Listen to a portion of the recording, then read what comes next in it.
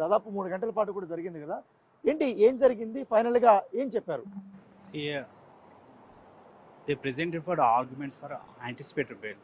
Interim application అనుకున్నారు కానీ ఆ యాంటిసిపేటరీ బెయిల్ కొరకి representation arguments presented their arguments by putting some supreme court judgments, apex court judgments as well as high court judgments. So they kept for reserve for orders again. Reserve for orders పెట్టుకున్నారు. So in the meanwhile ఎర్లియస్ట్గా and reserve for orders for this is vacation court. Okay, every Thursday vacation బెంచ్‌లో next తీర్పు ఇస్తామంటే అంటే ఒక time చెప్పలేదు, date చెప్పలేదు. ఎప్పుడొచ్చే అవకాశం ఉంటుంది maximum? Vacation court bench dates ఏవైతే ఉన్నాయో వి నో నెక్స్ట్ బెంచ్ వచ్చేసి 21st ఉంటుంది. ఓకే, థర్స్డే ఉంటుంది. After that next Thursday like that.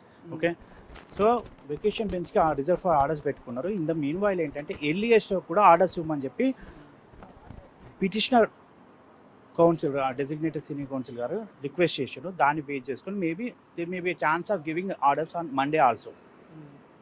అంటే అప్పటి వరకు కూడా నాట్ టు అరెస్ట్ ఇవ్వండి అనేది కూడా కోర్టు దృష్టికి తీసుకొచ్చారు కాబట్టి దాని మీద the learned designated senior of the petitioner council was requested the honorable court, but that thing is that the honorable justice garu deny chesalo.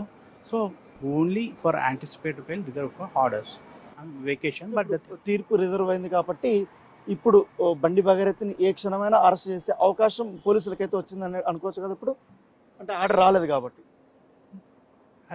అంతే కదా. సో ఎప్పుడైనా అరెస్ట్ చేసుకునే అవకాశం.